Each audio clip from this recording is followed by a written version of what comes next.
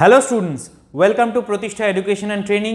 আমরা কন্যাশ্রী প্রকল্পের উপর আজকে একটা রচনা দেখে নেব। আমরা দেখেছি প্রিভিয়াসলি আইসিডিএস এর যত পরীক্ষা হয়েছে সেখানে প্রকল্প রিলেটেড রচনা প্রচুর এসছে, বা আইসিডিএস কর্মী বা সহায়িকার কাজ রিলেটেড রচনা বহুবার এসছে। এবং রচনা যেহেতু ইম্পর্টেন্ট, একটা রচনা লিখে অনেকটা মার্কস ক্যারি করা যায়, 5-6 নাম্বার আমরা পেতে পারি। জিকের কোশ্চেন আমাদের মিস হয়ে যেতে পারে বা অঙ্কের কোশ্চেন মিস হয়ে যেতে পারে, সেখানে একটা রচনা যদি আমরা কমন পাই সেক্ষেত্রে কিন্তু বেশ কিছুটা মার্কস আমরা ক্যারি করে নিয়ে যেতে পারি।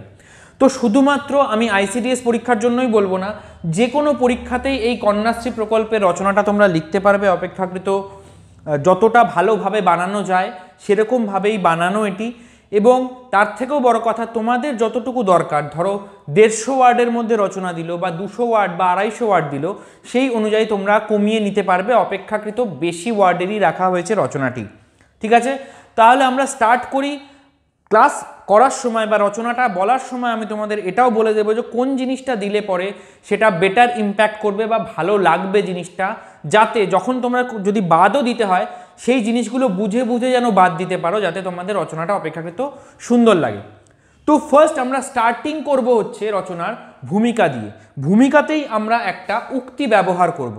উক্তিটা মল্লিকা সেনগুপ্তের লেখা একটি উক্তি, যেখানে বলা হচ্ছে যে দুটো পংক্তি: আমার দুর্গা নারী গর্ভে রক্ত মাংস কন্যা, আমার দুর্গা গোলগাল মেয়ে, আমার দুর্গা তন্নি। হ্যাঁ, একদমই তাই। আমরা কন্যা সন্তানকে মা দুর্গার সাথে তুলনা করি বটে, কিন্তু মায়ের মতো বোধন হলেও একবিংশ শতকে স্বাধীন দেশে সেই দুর্গাসম কন্যাকে অকাল বিসর্জনের পক্ষে যেতে হচ্ছে। দেখো ব্যাপারটা বোঝো, আগে কি কি প্রবলেম ফেস করছি আমরা সেটা বলে নিচ্ছি, তারপরে আমরা প্রেক্ষাপট রচনা করব যে কিভাবে কন্যাশ্রী প্রকল্পটা সেই জায়গা থেকে বেনিফিট প্রোভাইড করছে, যাতে আমাদের পুরো রচনাটা একটা ফ্লোয়ে চলতে পারে সুন্দরভাবে। তারপর তার কারণ হলো এখনও বর্তমান সমাজে মেয়েদের শিক্ষা ব্যবস্থা থেকে বিচ্ছিন্ন থাকা প্রবলেমগুলো আমরা এক এক করে বলছি, বা স্কুল ছুট অথবা বাল্যবিবাহের মতো বিভিন্ন সামাজিক সমস্যা। এই কারণে নারীদের শিক্ষার প্রসার ঘটাতে অর্থনৈতিকভাবে পিছিয়ে পড়া ছাত্রীদের স্কুল ছুট রোধ করার জন্য তাদেরকে শিক্ষার মূল স্রোতে ফিরিয়ে আনতে মুখ্যমন্ত্রী মমতা বন্দ্যোপাধ্যায়ের উদ্যোগে 2013 সালে পশ্চিমবঙ্গ সরকার কন্যাশ্রী নামক প্রকল্পটি সূচনা করেন। প্রথমে বললাম কি কি সমস্যা ছিল, সেই সমস্যার কি কি প্রতিকার করা হবে, তার কারণে আমরা এই প্রকল্পটা সূচনা করছি। জিনিসটা পুরো কমপ্লিট হলো ভূমিকাতে। কেন আসছে, কিভাবে আসছে এবং কি আসছে সেটা টোটালটা আমরা বললাম। এরপর আমরা চলে যাব হচ্ছে কন্যাশ্রী প্রকল্পের প্রেক্ষাপট।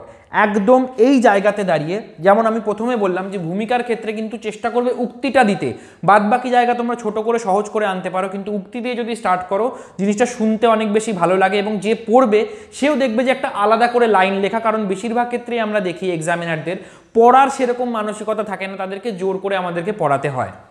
তো চলে আসি আমরা কন্যাশ্রী প্রকল্পের প্রেক্ষাপট। এখানে আমরা একটু ডেটা উল্লেখ করব বা সংখ্যা উল্লেখ করব, যাতে জিনিসটা চোখে লাগে। দেখো, চোখে যখন আমরা নর্মাল লেখা পড়তে থাকি তখন যদি সংখ্যা থাকে আমাদের সংখ্যার দিকে চোখ যায়, নিজেরাও পড়ার সময় লক্ষ্য করে দেখবে। তো সেই কারণেই ফার্স্ট আমরা স্টার্ট করব হচ্ছে 2011 সালের জনগণনায় জানা যায় যে পশ্চিমবাংলার বয়স সন্ধিকালীন মোট জনসংখ্যা 1,73,00,000। বয়স সন্ধিকালীন জনসংখ্যা বলতে বোঝায় যেখান থেকে একজন কিশোরী বড় হয়ে উঠছে, অর্থাৎ 13 থেকে 18 এই সময়টা। এর মধ্যে 48.11% হলো মেয়ে, আবার 9.3% হলো 10 থেকে 14 বছর বয়সী মেয়ে, আর 15 থেকে 19-এর মধ্যে মেয়ের সংখ্যা হলো 9.5%। এবং এই সকল কিশোরীদের জীবনে বিকাশের ধারা লক্ষ্য ও সচ্ছল নয়। বিকাশের ধারা ও লক্ষ্য সচ্ছল নয়। এরা জীবনে কি করতে চায়? এরা গৃহবধূই কি হয়ে থাকতে চায়, নাকি নিজেদের পায়ে দাঁড়াতে চায়, নিজেদের মতন রোজগার করতে চায়? দেখো, সবথেকে বড় কথা হলো যে কখন তুমি সঠিক সিদ্ধান্ত নিতে পারবে, যখন তোমার কাছে সঠিক শিক্ষা থাকবে। সিদ্ধান্ত নেওয়ার মতো তুমি জিনিসটা জানোই না, তুমি সেই বিষয়ে তুমি সিদ্ধান্তই বা কী করে নেবে? তো এই জিনিসটা বোঝাটা দরকার, যার জন্য সবার বেসিক এডুকেশনটা দরকার। তারপরে সে ডিসাইড করুক যে সে জীবনে কি করতে চায়। তো সেই কারণেই ইউনিসেফ এর সমীক্ষায় শিক্ষা বা অপ্রাপ্তবয়স্ক মেয়েদের বিয়ের নিরিখে ভারতের মধ্যে পশ্চিমবাংলার স্থান তৃতীয়। বুঝতে পারছো আমরা কতটা পিছিয়ে রয়েছি 2011 সালে জনগণনা অনুযায়ী, ঠিক আছে? কারণ তার প্রেক্ষাপটেই আমরা দেখবো যে 2013 সালে কন্যাশ্রী প্রকল্পটি চালু হচ্ছে, ঠিক আছে? অর্থাৎ সব থেকে কম বয়সী যে মেয়েদের বিয়ে হয়ে যাচ্ছে বা অপ্রাপ্তবয়স্ক 18 বছরের নিচে মেয়েদের বিয়ে হয়ে যাচ্ছে, সেই সংখ্যার নিরিখে পশ্চিমবাংলার স্থান ভারতের মধ্যে তৃতীয়। 18 বছরের কম বয়সী মেয়েদের মধ্যে 54.7% দ্রুত বিবাহের শিকার, আর এই ক্ষেত্রে গ্রামীণ এলাকার সংখ্যায় এটা 57.9%। উপরিউক্ত কারণে সামাজিক দিক থেকে দুর্বল, পিছিয়ে পড়া, অর্থনৈতিক শিকারের এবং স্কুল ছুট রোধের হতাশার মাঝে আলোর দিশা দেয় এই কন্যাশ্রী প্রকল্প। ব্যাপারটা পুরোটা ডিটেলসে বোঝো, দেন তোমরা নিজেদের মতো রচনা লিখে আসতে পারবে। এই যে আমরা পিছিয়ে পড়ে আছি 2011 সালে জনগণনা অনুযায়ী যেগুলো আমরা ডেটাগুলো পেয়েছি, সেই ডেটার নিরিখেই আমরা দেখলাম যে যদি আমাদের 18 বছরের কম বয়সী মেয়েদের বিবাহ আটকানো যায় তাহলে আমরা কি করতে পারি। এমন একটা প্রকল্প আনতে হবে যে মেয়েটার বয়স অ্যাটলিস্ট 18 হতে দেওয়া পর্যন্ত যেন তার বাড়ির লোক অপেক্ষা করে, 18 হোক তারপরে যেন বিবাহ দেয়। অর্থাৎ এই সিচুয়েশন অবধি নিয়ে যেতে হবে যে মিনিমাম 18-র নিচে যেন কোনো মেয়ের বিয়ে না হয়। তো তার জন্য আনা হলো এই কন্যাশ্রী প্রকল্প, যার উদ্দেশ্যগুলো ছিল মেয়েদের সামাজিক উন্নয়ন, নারী শিক্ষা, স্বাস্থ্য এবং আর্থিক উন্নয়ন নারীদের ক্ষেত্রে, বাল্যবিবাহ রোধ এবং আত্মনির্ভরশীল করা, স্কুল ছুট রোধ করা, সামাজিক দায়িত্ববোধ সম্পর্কে সচেতন করা এবং নারীদের আত্মবিশ্বাস অর্জন করা। নারীদের আত্মবিশ্বাস অর্জনের ক্ষেত্রেও কিন্তু নিজের সংসার সামলে ভালো নিজের বাড়ির কাছাকাছি চাকরি করার জন্য কিন্তু অঙ্গনওয়াড়ি কর্মী বা সহায়িকার চাকরিটাও যথেষ্ট ইম্পর্টেন্ট হয়ে দাঁড়ায়। এই যে প্রকল্পটা, যে অঙ্গনওয়াড়ি যে প্রকল্পটা সরকার নিয়ে এসছে, সেন্ট্রাল গভর্নমেন্ট এবং স্টেট গভর্নমেন্ট দুজনের হাত ধরে, তো এই প্রকল্পটার মধ্যে যদি তোমরা কর্মী বা সহায়িকা হতে চাও, সেক্ষেত্রে বিভিন্ন জেলায় তোমাদের পার্টিকুলার ব্লকে বিভিন্ন রকম রিক্রুটমেন্টের নোটিশ বেরায়। নোটিশ বেরালেই আমরা আমাদের চ্যানেলে সেগুলো নিয়ে আসি। তো সেগুলোর যদি তোমরা প্রিপারেশন করতে চাও তাহলে আমাদের রয়েছে কমপ্লিট ভিডিও কোর্স। তোমাদের কথা মাথায় রেখেই কিন্তু এর ফিজ অনেক কম রেখেছি আমরা। পুরো 1 বছরের কোর্স তোমরা পাবে 399 টাকায়। সমস্ত রকম ভিডিও সুন্দর করে ফোল্ডার ওয়াইজ সাজানো, তার সাথে সাথে নোটস, স্টাডি ম্যাটেরিয়ালের পিডিএফ, মক টেস্ট সমস্ত কিছু রয়েছে এই অঙ্গনওয়াড়ি কর্মী এবং সহায়িকা পোস্টার মধ্যে। এই কোর্সের মধ্যে, ভিডিও কোর্সের মধ্যে তোমরা সবটা পেয়ে যাবে মাত্র 399 টাকা। আর কিছু আমাদের চার্জেস থাকে যেগুলো ওই অ্যাপ ডেভেলপারকে পে করতে হয়। তো এই কোর্সটা তোমরা নিতে পারো, এই নাম্বারে কল করতে পারো 9088890010। এই নাম্বারে কল করে তোমরা তোমাদের ডাউটস থাকলে জিজ্ঞেস করে নিতে পারো, বা এই কোর্সটা কিভাবে তোমরা পারচেস করতে পারবে সেটাও তোমরা জিজ্ঞেস করে নিতে পারো। এবার চলে যাই হচ্ছে আমরা কন্যাশ্রী প্রকল্পের ডিটেলসের উপর। প্রকল্পটির মধ্যে কি রয়েছে? প্রকল্পটির মধ্যে ফার্স্ট রয়েছে একটা বার্ষিক বৃত্তি এবং সেকেন্ড রয়েছে একটা এককালীন 25,000 টাকা। এই এককালীন 25,000 টাকাটা কিন্তু 18 বছর কমপ্লিট হলে তাহলেই সেটা সেই মেয়েটা পাবে। অর্থাৎ কিভাবে পাবে? তার 13 থেকে 18 বছর বয়স হতে হবে, 13 থেকে 18-র মধ্যে বয়স হতে হবে, তখন তাকে অ্যাপ্লাই করতে হবে কন্যাশ্রী প্রকল্পের জন্য।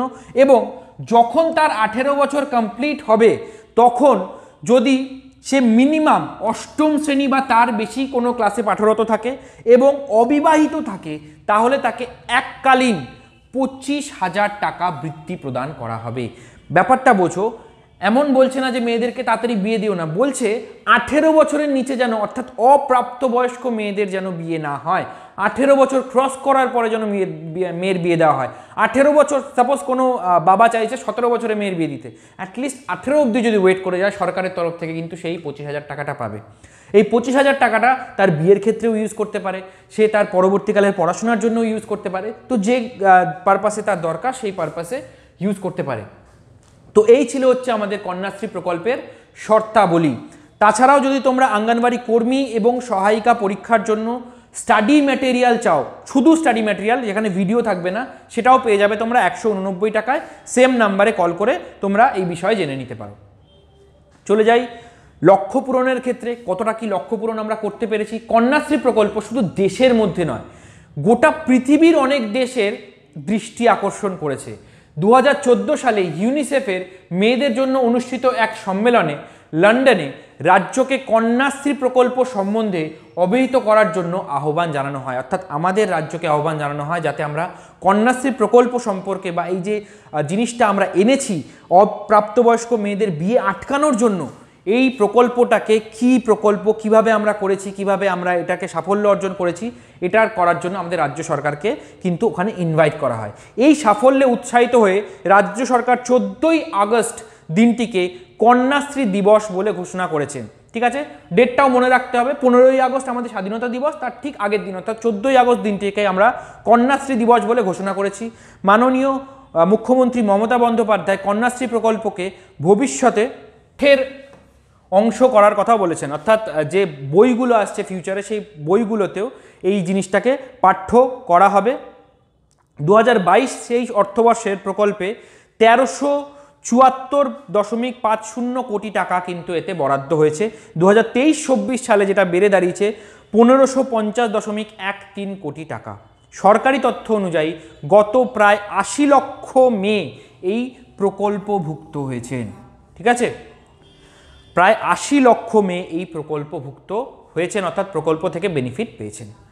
উপসংহারে আমরা বলবো, নবজাগরণের ধারায় রাজা রামমোহন রায় এবং ঈশ্বরচন্দ্র বিদ্যাসাগর সমাজ সংস্কারের হাত ধরে নারী শিক্ষার যে পথ প্রস্তুত করেছিলেন, আজও আমরা সেই ধারা অব্যাহত রাখতে পারছি না। তাই আজও কন্যাশ্রী প্রকল্পের মতন প্রকল্পের হাত ধরে আমাদেরকে সেই নারী শিক্ষার গুরুত্ব এবং আরও একবার করে অনুভব করতে হবে, তবেই না আমরা বিবেকানন্দ এবং রবি ঠাকুরের নারীর যে অধিকার তা ফিরে পাব। এদের কথা মেনশন করেছি, তুমি চাইলে দুজনের কথাও মেনশন করতে পারো। ঈশ্বরচন্দ্র বিদ্যাসাগরের হাত ধরেই আমাদের দেশে এসেছিল বিধবা বিবাহ প্রথা, এবং রাজা রামমোহন রায়ের হাত ধরে এসেছিল সতীদাহ প্রথা রোধ করার মতন প্রকল্প। তো সেগুলো তোমরা চাইলে এখানে মেনশন করতে পারো যে তারা যেটা শুরু করে গেছিলেন এইসব আইনের মাধ্যমে, সেগুলোকেই আমরা অব্যাহত রাখতে এবং নারী শিক্ষার পথ প্রশস্ত করতে আমরা কন্যাশ্রী প্রকল্পটাকে যাতে এগিয়ে নিয়ে যেতে পারি। বা এমনও হতে পারে যে ভবিষ্যতে আমাদের হয়তো এরকম প্রকল্পের দরকার পড়লো না, আমরা নিজে থেকেই এতটা সচেতনতা বৃদ্ধি করতে পারলাম নিজেদের, যাতে আমরা আমাদের সমাজকে নারীদের জন্য আরও সুরক্ষিত করতে পারি। তো এই পার্টেই আমি রচনাটা শেষ করছি। তোমাদের কেমন লাগলো রচনাটা নিশ্চয়ই জানাবে, কমেন্ট করে জানাবে। আর তোমাদের যদি কোনো ডাউট থাকে বা কোনো কিছু অজানা থাকে, জানার ইচ্ছা থাকে, সেটাও অবশ্যই কমেন্ট সেকশনে জানাবে। আজকে এই পর্যন্তই, দেখা হবে তোমাদের সাথে নেক্সট ভিডিওতে।